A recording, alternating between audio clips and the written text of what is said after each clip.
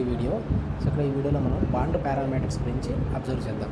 So అంటే bond parameters ఎన్ని ఉన్నాయి, వాటి యొక్క డెఫినేషన్స్, కొన్ని ఎగ్జాంపుల్స్ అయితే చూద్దాం. సో ఇక్కడ బాండ్ పారామీటర్స్లో ఫస్ట్ వన్ వచ్చేసి bond length.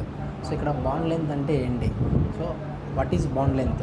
Distance between nuclei of two bonded atoms in a molecule is called a bond length. So ఇక్కడ డిస్టెన్స్ బిట్వీన్ టూ మాలిక్యూల్స్ అంటే ఒక టూ మాలిక్యూల్స్ మధ్య ఉన్నటువంటి డిస్టెన్స్ని మనము బాండ్ లెంత్ అని చెప్పచ్చు అనమాట. సో ఇక్కడ ఫర్ ఎగ్జాంపుల్ చూస్తే ఇక్కడ రెండు కూడా టూ మాలిక్యూల్స్. సో వీటి మధ్యలో అంటే న్యూక్లియస్ నుంచి అంటే ఫస్ట్ మాలిక్యూల్ యొక్క న్యూక్లియస్ నుంచి రెండవ మాలిక్యూల్ యొక్క న్యూక్లియస్ వరకు ఉన్నటువంటి డిస్టెన్స్ని మనం ఏమంటామంటే బాండ్ లెంత్ అని అంటాం అనమాట.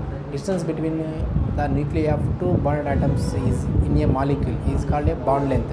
సో ఇక్కడ బాండ్ లెంత్ ఇంక్రీజ్ అవుతే సైజ్ ఆల్సో ఇంక్రీజెస్. ఓకేనా? సో బాండ్ లెంత్ కింద పెరిగిందనుకోండి, సైజ్ అనేది ఆటోమేటిక్గా ఇంక్రీజెస్. సో ఇక్కడ గుర్తుపెట్టుకోండి. సో ఇక్కడ R1 is equal to R2 అంటే ఇక్కడ ఇది R1 ఇది R2. సో ఇది గుర్తుపెట్టుకోండి. సో ఇక్కడ చూస్తే ఎందుకు ఇక్కడ R1 is equal to R2 అయింది అంటే ఇక్కడ రెండు కూడా సేమ్ సైజులో ఉన్నాయన్నమాట. రెండు కూడా సేమ్ సైజులో ఉన్నాయి. సో ఇక్కడ అబ్జర్వ్ చేస్తే మనం R1 does not equal to R2 అంటే ఇక్కడ R1 అంటే ఫస్ట్ మాలిక్యూల్ అనేది చాలా స్మాల్ సైజులో ఉంది, సెకండ్ మాలిక్యూల్ అనేది కొద్దిగా లార్జ్ సైజులో ఉంది. కాబట్టి ఇక్కడ R1 does not equal to R2 అనమాట. సో ఇక్కడ బాండ్ లెంత్ ఇంక్రీజ్ అయితే కనుక సైజ్ కూడా ఆటోమేటిక్గా ఇంక్రీజ్ అవుతుంది. నెక్స్ట్ వచ్చేసి కోవలెంట్ బాండ్. సో ఇక్కడ కోవలెంట్ బాండ్ అబ్జర్వ్ చేస్తే కోవలెంట్ బాండ్ అంటే ఏంటి అంటే sharing of electrons to form covalent bond. So covalent బాండ్కి ఎట్లా ఫామ్ అవుతుంది అంటే మనకి ఎలక్ట్రాన్స్ని షేర్ చేసుకోవడం ద్వారా అంటే ఒకదానికి ఒకటి ఎలక్ట్రాన్స్ని పంచుకోవడం ద్వారా మనకి కోవలెంట్ బాండ్ అనేది ఫామ్ అవుతుంది. So next covalent radius. So covalent radius అంటే ఏంటి అంటే సో ఇక్కడ ఫర్ ఎగ్జాంపుల్గా టూ యాటమ్స్ తీసుకుంటే వాటిని మనం బైండ్ చేసినాం అనుకోండి, రెండింటిని కూడా బైండ్ చేస్తే సో దీంట్లో half of the part so దీన్ని మనం కోవలెంట్ రేడియస్ అంటాం. సో ఫర్ ఎగ్జాంపుల్గా అక్కడ టూ యాటమ్స్ తీసుకున్నాం. సో టూ యాటమ్స్ తీసుకున్నాం. సో వీటికి న్యూక్లియస్, ఇది న్యూక్లియస్. సో ఇక్కడ నుంచి ఇక్కడికి మనం బాండ్ లెంత్ అంటాం. సో ఇక్కడ బాండ్ లెంత్లో హాఫ్ ఆఫ్ ది పార్ట్ని so what is covalent radius?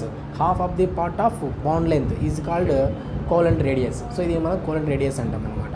So ionic bonds తీసుకుంటే సో ఏవైనా సరే అంటే మాలిక్యూల్ టూ యాటమ్స్కి మధ్యలో మనకు అయానిక్ బాండ్ ఉందనుకోండి, దానికి అయానిక్ రేడియస్ ఉంటుంది.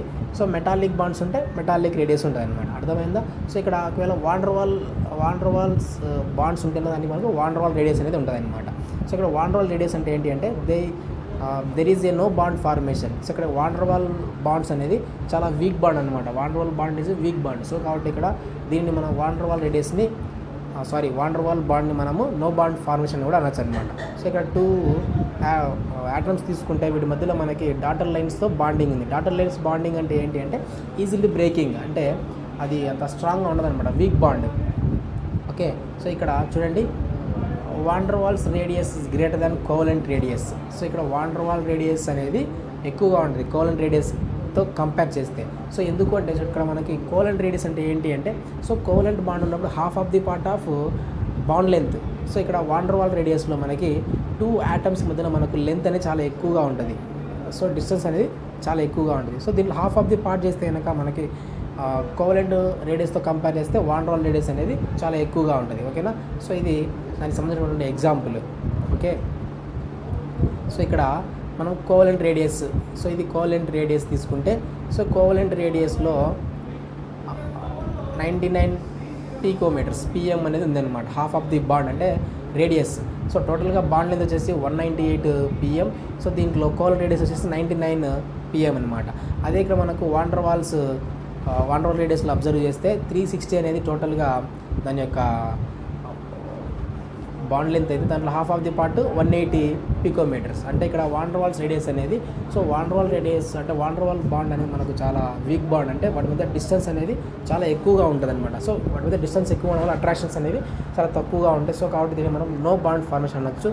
సో కాబట్టి van der Waal radius is also greater than covalent radius. Okay. So next covalent bond. So ఇక్కడ కోవలెంట్ బాండ్ అబ్జర్వ్ చేస్తే మనకి కోవలెంట్ బాండ్లో దాని వాటి మధ్య బాండ్ లెంత్ అనేది చాలా తక్కువగా ఉంది. సో ఇక్కడ వాండర్వాల్ బాండ్ తీసుకుంటే సో ఆ రెండింటి మధ్య మనకు బాండ్ లెంత్ అనేది చాలా ఎక్కువగా ఉంది అనమాట. ఓకేనా? సో ఇది గుర్తుపెట్టుకోవాల్సి ఉంటుంది. So next covalent radius. So covalent radius అంటే ఏంటి?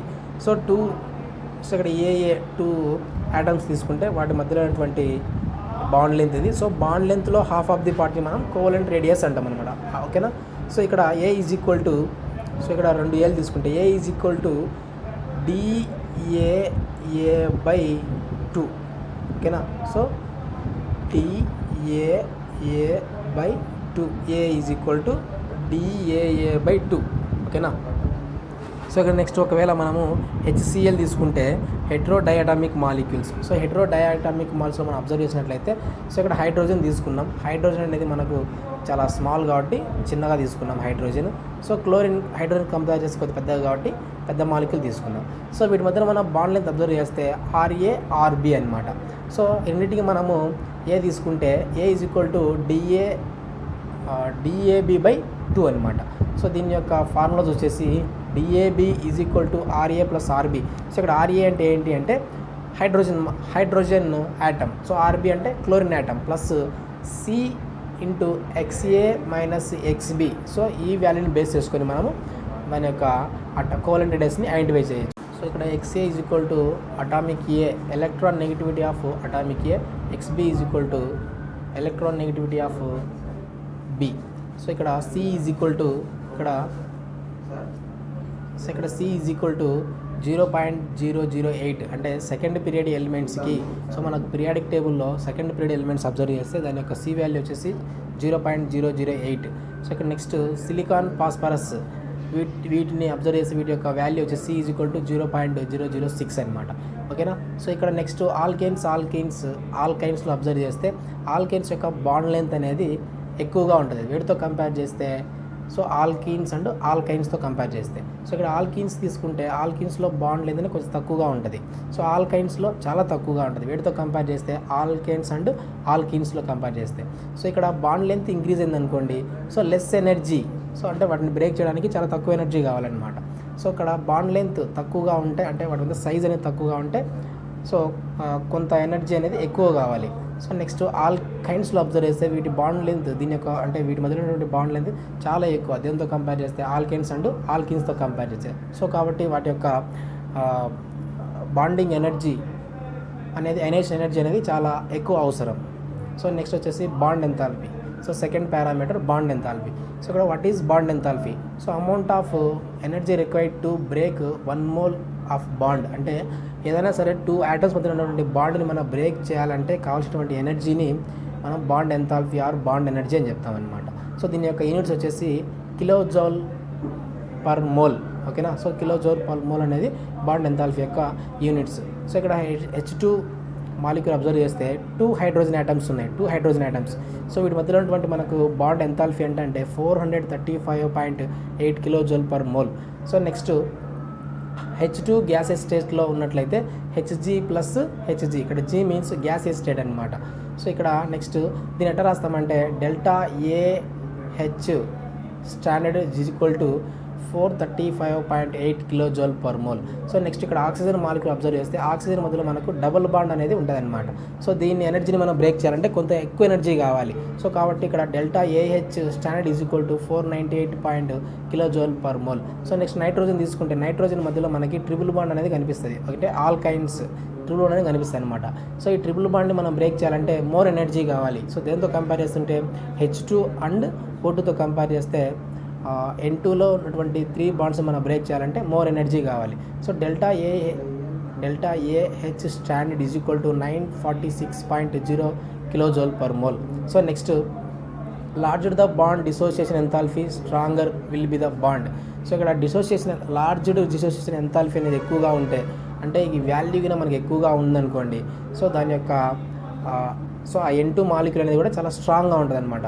So strong will be the bond, ఆ బాండ్ చాలా ఎక్కువగా ఉంటుంది. So next hetero nucleus diatomic molecules మనం అబ్జర్వ్ చేసినట్లయితే HCl హెట్రో అంటే కనుక 2 సేమ్గా ఉండవు అనమాట. అంటే hydrogen atom plus chlorine atom. So ఇక్కడ H ప్లస్ Cl మైనస్. దీని యొక్క బాండ్ ఎంథాల్పీ ఎంత అంటే ΔAH standard is equal to 431 kilojoule per mole. So ఇక్కడ polyatomic molecules, poly means number of. So H2 molecule తీసుకుంటే H plus OH minus. ఇక్కడ మనకి so for ఎగ్జాంపుల్గా water molecule structure తీసుకుంటే హెచ్. సో ఇక్కడ okay H ఉన్నటువంటి బాండ్ని మనం బ్రేక్ చేయాలంటే 427 కిలో జూల్ పర్ మోల్ మనకు ఎనర్జీ కావాలి. So at the same time ఇక్కడ ఓహెచ్ ఈ బాండ్ని మనం బ్రేక్ చేయాలంటే 502 కిలో జూల్ పర్ మోల్ అనేటువంటి అంత ఎనర్జీని, అంత బాండ్ ఎంథాల్పీని మనం యూజ్ చేయాల్సి ఉంటుంది అనమాట. So next mean and average bond enthalpy in polyatomic molecules. So polyatomic మాలిక్యూల్స్లో యావరేజ్ బాండ్ ఎంథాల్పీని మనం ఇట్లా తీసుకుంటాం, యావరేజ్. సో ఫర్ ఎగ్జాంపుల్గా వాటర్ మాలిక్యూల్ తీసుకుంటే, సో ఇక్కడ హెచ్, ఇక్కడ హెచ్. సో ఈ బాండ్ బ్రేక్ చేయాలంటే 502 kilo joule per mole bond enthalpy or bond energy అవసరం. సో ఈ బాండ్ బ్రేక్ చేయాలంటే 427.0 కిలో జూల్ పర్ మోల్ వాల్యూని మనము అంత ఎనర్జీని యూజ్ చేయాల్సి ఉంటుంది. సో ఇక్కడ 502 plus 427/2 average is equal to 464.5 kilo joule per mole. So ఇది వచ్చేసి మనకి average bond enthalpy in polyatomic molecule సంబంధించి. సో నెక్స్ట్ వచ్చేసి ఇక్కడ bond angle. So third parameter bond angle. So ఇక్కడ bond angle, what is bond angle? Angle between two bonds, రెండు bonds మొదలైనటువంటి యాంగిల్ని, కోణంని మనము బాండ్ యాంగిల్ అంటాం. ఫర్ ఎగ్జాంపుల్ వాటర్ మాలిక్యూల్ తీసుకుంటే ఇక్కడ 2 హైడ్రోజన్స్ ఉన్నాయి కదా. సో ఇక్కడ ఒక బాండ్, ఇక్కడ ఒక బాండ్. సో ఈ బాండ్ డిస్టెన్స్ బిట్వీన్ 2 బాండ్స్ అనమాట, ఓకేనా. So angle between 2 bonds. So దీన్ని మనము బాండ్ యాంగిల్ అంటాం. 104.5 డిగ్రీస్. సో వాటర్లో మనకు బాండ్ యాంగిల్ వచ్చేసి 104.5 డిగ్రీస్ అండి. ఈ బాండ్ యాంగిల్ అనేది మనకి ఇక్కడ between bonding orbitals. So bond angle అనేది బాండింగ్ ఆర్బిటాల్స్ మధ్యలోనే మాత్రమే మనకు కనిపిస్తుంది. To determine the molecule shape. So ఈ బాండ్ యాంగిల్ని బేస్ చేసుకొని మనము మాలిక్యూల్ యొక్క షేప్ని మనము ఐడెంటిఫై చేయొచ్చు. So next bond order. So ఇక్కడ what is bond order? The number of bonds between the 2 atoms in the molecule. So ఇక్కడ 2 మాలిక్యూల్స్ తీసుకుంటే, ఫర్ ఎగ్జాంపుల్గా H2 తీసుకున్నాం అనుకోండి, లేదా O2 లేదా N2. సో వాటి మధ్యలో number of bonds between 2 atoms in a molecule. So ఇక్కడ H2 తీసుకుంటే హైడ్రోజన్ మధ్యలో ఓన్లీ 1 బాండ్, దీని యొక్క బాండ్ ఆర్డర్ 1. సో ఆక్సిజన్ తీసుకుంటే O2 మధ్యలో మనకు 2 బాండ్స్ ఉన్నాయి. సో దీని యొక్క బాండ్ ఆర్డర్ 2. నైట్రోజన్ తీసుకుంటే 3 బాండ్స్, దీని యొక్క బాండ్ ఆర్డర్ 3. సో ఇక్కడ CO కార్బన్ మోనాక్సైడ్ తీసుకుంటే 3 బాండ్స్, దీని యొక్క బాండ్ ఆర్డర్ వచ్చేసి 3 అనమాట. అంటే ఇక్కడ నెంబర్ ఆఫ్ బాండ్స్ ఎన్నైనా కావచ్చు, 1, 2, 3 or 4. So the number of బాండ్స్ని మనము బాండ్ ఆర్డర్గా చెప్పచ్చు అనమాట. So next isoelectric molecules are having same bond order. So isoelectric molecules. So isoelectronic molecules అంటే ఏంటి అంటే, ఐసో అంటే సేమ్ అనమాట, ఎలక్ట్రానిక్ అంటే ఎలక్ట్రాన్స్. సో ఫర్ ఎగ్జాంపుల్ చూస్తే ఇక్కడ F2 తీసుకున్నాం అనుకోండి. సో ఇక్కడ ఫ్లోరిన్ తీసుకుంటే 9+9. సో ఎలక్ట్రాన్స్, ఒక ఫ్లోరిన్ ఆటంలో 9 ఎలక్ట్రాన్స్ అనమాట. So +9, so 18 electrons. సో ఇక్కడ ఎలక్ట్రాన్స్ అనేవి చాలా సేమ్గా ఉన్నాయి, ఐసో ఎలక్ట్రిక్ మాలిక్యూల్ అనమాట. సో నెక్స్ట్ O2 తీసుకున్నట్లయితే మనము O2లో కూడా మనకి 8+8. So 8+8 16+2 18 electrons. సో ఇక్కడ F2 తీసుకున్నా లేదా O2-2 తీసుకున్నా కూడా రెండు కూడా ఐసో ఎలక్ట్రానిక్ మాలిక్యూల్స్. అంటే ఇక్కడ ఐసో ఎలక్ట్రానిక్ అంటే ఏంటి అంటే, సో అంటే నెంబర్ ఆఫ్ ఎలక్ట్రాన్స్ సేమ్గా ఉండాలి. సో జనరల్గా మనకు ఆక్సిజన్లో 6 ఎలక్ట్రాన్స్, 8+8 16 ఎలక్ట్రాన్స్ ఉంటాయి. ప్లస్ ఇక్కడ -2 కాబట్టి 2 ఎలక్ట్రాన్స్ యాడ్ చేసుకోవాల్సి ఉంటుంది. సో టోటల్గా 12 ఎలక్ట్రాన్స్. సో ఇవి రెండు కూడా F2 అండ్ O2-2 అనేవి ఐసో ఎలక్ట్రానిక్ మాలిక్యూల్స్. సో ఇక్కడ ఐసో ఎలక్ట్రానిక్ మాలిక్యూల్స్ అబ్జర్వ్ చేస్తే, సో ఇక్కడ టోటల్ బాండ్ ఆర్డర్ ఇంక్రీజ్ అయింది అనుకోండి. So bond length also decreases. So bond order increase అవుతే బాండ్ లెంత్ అనేది డిక్రీజ్ అవుతుంది. సో ఆల్రెడీ దీని గురించి మనం డిస్కస్ చేసినాం. So bond order increases also bond length decreases. So ఈ పాయింట్ని మనము ఆల్రెడీ డిస్కస్ చేసినాం. సో దీన్ని గుర్తుపెట్టుకోండి. సో నెక్స్ట్ వచ్చేసి single bond, double bond, triple bond. So single bonds ఉందనుకోండి, దాని యొక్క బాండ్ ఆర్డర్ వచ్చేసి 1. డబుల్ బాండ్ ఉంటే బాండ్ ఆర్డర్ 2. ట్రిపుల్ బాండ్ ఉంటే బాండ్ ఆర్డర్ 3. సో ఇక్కడ బాండ్ ఆర్డర్ అనేది అంటే నెంబర్ ఆఫ్ బాండ్స్, అంటే బాండ్ ఆర్డర్ ఇంక్రీజ్ అవుతే బాండ్ లెంత్ అనేది డిక్రీజెస్ అనమాట. సో సింగిల్ బాండ్లో బాండ్ లెంత్ మనకి తక్కువగా ఉంటుంది. ఓకే, సో ఇది గుర్తుపెట్టుకోండి. సో నెక్స్ట్ వచ్చేసి ఎగ్జాంపుల్ చూస్తే ఇక్కడ హైడ్రోజన్. సో ఇక్కడ సింగిల్ బాండ్. సో ఇక్కడ bond order next oxygen O double bond O, nitrogen N triple bond N. So ఇక్కడ బాండ్ ఆర్డర్ అనేది కిందికి వచ్చే కొలది జనరల్గా 1, 2, 3. సో ఇక్కడ బాండ్ లెంత్ తీసుకుంటే, సో ఇక్కడ ఫార్ములా చూడండి. ఈ ఫార్ములా గుర్తుపెట్టినట్లయితే మనము ఎటువంటి బిట్నైనా మనం ఎంసెట్ ఆర్ నీట్లలో మనము చేయడానికి ఛాన్స్ అయితే ఉంటుంది. So bond order increases also bond length is decreases. So ఇక్కడ బాండ్ ఆర్డర్ అంటే నెంబర్ ఆఫ్ బాండ్స్ ఇంక్రీజ్ అనుకో 1 2 3 ఇంక్రీజ్ అయితే కనుక బాండ్ లెంత్ అనేది తగ్గుతుంది. సో ఇక్కడ బాండ్ స్టెబిలిటీ అనేది also increases. So bond energy also increases. ఓకేనా. సో ఈ ఫార్ములా గుర్తుపెట్టుకుంటే దీని నుంచి మనకు నెంబర్ ఆఫ్ బిట్స్ చేయడానికి ఛాన్స్ అయితే ఉంది. So next resonance structures. So ఇక్కడ O3 మాలిక్యూల్ తీసుకుంటే ఓజోన్. సో ఇక్కడ O oxygen double bond O. So ఇక్కడ ఆక్సిజన్ దగ్గర మనకి 6 ఎలక్ట్రాన్స్ 4 ఎలక్ట్రాన్స్, ఇక్కడ 2 ఎలక్ట్రాన్స్. సో ఇక్కడ ఆక్సిజన్కి దీనికి మధ్య ఉన్నటువంటి బాండ్ లెంత్ ఎంత అంటే 148 పికోమీటర్స్. సో ఇక్కడ డబుల్ బాండ్ ఉంది కాబట్టి డబుల్ బాండ్ అబ్జర్వ్ చేస్తే 121 పికోమీటర్స్ అనమాట. సో దీనికి రెజొనెన్స్ సెక్షన్ మనం అబ్జర్వ్ చేసినట్లయితే సో ఇక్కడ ఈ డబుల్ బాండ్ని ఇక్కడ ఉన్నటువంటి డబుల్ బాండ్ని ఇక్కడికి మైగ్రేట్ చేసినట్లయితే సో ఇక్కడ 121 పికోమీటర్స్ బాండ్ లెంత్, ఇక్కడ 148 పికోమీటర్స్ బాండ్ లెంత్. సో ఈ రెండు కూడా రెజొనెన్స్ స్ట్రక్చర్స్. O3 మాలిక్యూల్ యొక్క resonance structures 1 and 2 structures resonance structures. So దీన్ని మనము ప్రాక్టికల్గా అబ్జర్వ్ చేసినట్లయితే 120 పికోమీటర్స్ అండ్ 128 పికోమీటర్స్. సో ఇది థర్డ్ రెజొనెన్స్ స్ట్రక్చర్.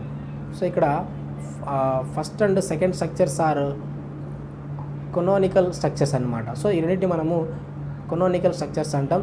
సో ఈ థర్డ్ స్ట్రక్చర్ని మాత్రం మనము రెజొనెన్స్ స్ట్రక్చర్స్ అని చెప్పచ్చు. సో నెక్స్ట్ లాస్ట్ వన్ వచ్చేసి బాండ్ పొలారిటీ. సో ఇక్కడ బాండ్ పొలారిటీ అంటే ఏంటి అంటే సో ఫర్ ఎగ్జాంపుల్గా సో ఏదైనా సరే 2 ఆటమ్స్ మధ్య మనకు బాండ్ అనేది ఫామ్ అవుతుంది కదా. సో ఆ బాండ్ అనేది ఏది కూడా ఫర్ ఎగ్జాంపుల్ 100 అయానిక్ బాండ్ అనుకోండి. So ionic bond 100% ionic bond అనేది ఉండదన్నమాట. సో నెక్స్ట్ కోవలెంట్ బాండ్ అనుకుంటే 100% కోవలెంట్ బాండ్ అనేది ఉండదు. సో టోటల్గా 100% అయానిక్ బాండ్ 100% కోవలెంట్ బాండ్ అనేది ఆ బాండ్ అంటే ఒక బాండింగ్లో ఉండవు అనమాట. దాన్ని మనం బాండ్ పొలారిటీ అంటాం. So for example H2 molecule తీసుకుంటే 2 హైడ్రోజన్ యాటమ్స్. సో ఇవి నాన్ పోలార్ బాండ్స్ అనమాట. సో నెక్స్ట్ HF తీసుకున్నట్లయితే మనము హైడ్రోజన్ ఫ్లోరిన్ తీసుకుంటే H+F-. సో ఎందుకు అంటే ఇక్కడ fluorine electronegativity is more than hydrogen. అంటే ఇక్కడ ఫ్లోరిన్ యొక్క ఎలక్ట్రాన్ నెగిటివిటీ అనేది ఎక్కువగా ఉంటుంది దేంతో కంపేర్ చేస్తే, హైడ్రోజన్తో కంపేర్ చేస్తే. సో కాబట్టి పోలార్ బాండ్స్ అని చెప్పొచ్చు అనమాట. So 2 equal and opposite charges separated by a distance is called dipole moment. So 2 different charges అంటే ప్లస్ ఆర్ మైనస్ చార్జెస్ మనము సపరేట్ అయినా అనుకోండి, opposite charges separated by distance. So some డిస్టెన్స్తో 2 charges separate అయితే దాన్ని మనము డైపోల్ మూమెంట్ అంటాం. మనము మ్యూతో ఇండికేట్ చేస్తాం. సో ఇక్కడ ఫర్ ఎగ్జాంపుల్గా HF తీసుకుంటే H+F-. సో దీన్ని మనము డైపోల్ మూమెంట్ అనమాట. అంటే సమ్ డిస్టెన్స్తో 2 ఆపోజిట్ చార్జెస్. సో హైడ్రోజన్కి పాజిటివ్ ఛార్జ్, ఫ్లోరిన్కి నెగిటివ్ ఛార్జ్, దీన్ని మనం డైపోల్ మూమెంట్ అంటాం అనమాట. సో ఇక్కడ mu is equal to charge into distance between the charges. So ఇక్కడ యూనిట్స్ వచ్చేసి డైపోల్ మూమెంట్కి units d/. 1d is equal to 3.33564 × 10⁻³ centimetres. It is a vector quantity. So దీన్ని మనం వెక్టార్ క్వాంటిటీలో ఇండికేట్ చేస్తాం. సో ఇక్కడ ఫర్ ఎగ్జాంపుల్గా ఈ పాజిటివ్ నెగిటివ్ ఛార్జ్ ఉన్నటువంటి మాలిక్యూల్ దగ్గరికి మనము ఈ యారో మార్క్ చూపిస్తాం పాజిటివ్ దగ్గర. సో ఈ బాణం గుర్తుతో డైపోల్ మూమెంట్ని మనం ఇండికేట్ చేస్తాం అనమాట. అంటే ఇక్కడ యారో గుర్తు అంటే దేనికైతే ఎక్కువ ఎలక్ట్రాన్ నెగిటివిటీ ఉంటుందో దాని సైడ్కి మనం యారో గుర్తుని బాణం గుర్తుని చూపించాల్సి ఉంటుంది. నెక్స్ట్ వచ్చేసి పాలీ అటామిక్ మాలిక్యూల్స్. సో ఇక్కడ పాలీ అటామిక్ మాలిక్యూల్స్ తీసుకుంటే ఫర్ ఎగ్జాంపుల్ వాటర్ తీసుకున్నట్లయితే సో వాటర్కి 2 హైడ్రోజన్స్ ఆక్సిజన్స్. సో ఇక్కడ ఆక్సిజన్ అనేది హైడ్రోజన్ కంటే ఎక్కువ ఎలక్ట్రాన్ నెగిటివిటీ ఉంది కాబట్టి సో యారో మార్క్ ఇట్లా ఆక్సిజన్ వైపుకి చూపించాం అనమాట. సో నెక్స్ట్ BF3 తీసుకుంటే సో బోరాన్ 3 ఫ్లోరిన్స్. సో ఇక్కడ ఫ్లోరిన్ అనేది high electron negativity atom. So కాబట్టి ఫ్లోరిన్ వైపుకి బాణం గుర్తు చూపించడం అనమాట. So next BF2. సో ఇక్కడ బెరిలియం +F-. సో కాబట్టి F సైడ్కి మనము బాణం గుర్తు ఇండికేట్ చేసాం అంటే చూపించాం అనమాట. So equal and opposite sides. So equal and opposite sides అంటే ఈక్వల్ అండ్ ఆపోజిట్ సైడ్ అంటే ఫర్ ఎగ్జాంపుల్ ఇక్కడ చూస్తే ఇక్కడ రెండు కూడా ఆక్సిజన్ వైపుకి అంటే oxygen is more electron negativity. So కాబట్టి ఇక్కడ mu does not equal to 0. So 0 కాదు.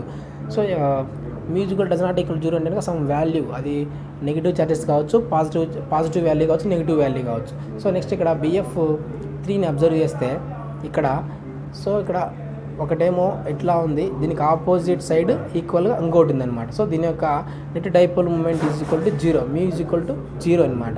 సో ఇక్కడ చూస్తే ఇక్కడ ఈ రెండు కూడా సేమ్ సైడ్, సో దీనికి ఆపోజిట్ ఇది ఉంది కాబట్టి ఇది mu does not equal to 0. So next వచ్చేసి ammonia NH3R and NF3.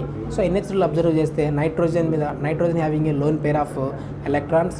So ఇక్కడ ఇవన్నీ కూడా నైట్రోజన్ వైపుకి, సో ఎందుకంటే nitrogen electronegativity atom, then hydrogens. So కాబట్టి సో దీనికి కూడా మనకి ఇక్కడ యాక్చువల్గా కనుక net dipole moment mu is equal to 0 కావాలి. బట్ ఇక్కడ 0 కాదు. ఎందుకు కాదు అంటే because of nitrogen having lone pair of electrons. Nitrogen lone pair of electrons కలిగి ఉండడం వల్ల దీని యొక్క నెట్ డైపోల్ మూమెంట్ 4.9 × 10⁻³ సెంటీమీటర్స్ ఉంటుంది. కానీ ఇక్కడ NF3 అబ్జర్వ్ చేస్తే ఇక్కడ కూడా సేమ్ అంతే అనమాట. సో ఇక్కడ ఫ్లోరిన్ వైపుకి నెట్ డైపోల్ మూమెంట్ అంటే మ్యూ డైపోల్ మూమెంట్ ఉన్నప్పటికీ ఇక్కడ nitrogen having lone pair of electrons. So ఇక్కడ కాబట్టి నెట్ డైపోల్ మూమెంట్ అంటే low dipole moment, but some value అనేది ఎంతో కొంత అనేది మనకు ఉందన్నమాట. So 0.8 × 10⁻³ centimetres because of lone pair of electrons. So నైట్రోజన్లో లోన్ పేర్ ఆఫ్ ఎలక్ట్రాన్స్ ఉండడం వల్ల మనకి net dipole moment some value does not equal to 0. ఓకేనా. సో ఇది కెమికల్ బాండింగ్ సంబంధించి. ఓకే ఫ్రెండ్స్, ఎవరైనా సరే వీడియో నచ్చినట్లయితే లైక్ చేయండి, షేర్ చేయండి, సబ్స్క్రైబ్ చేయడం మాత్రం మర్చిపోవద్దు. Thank you for watching.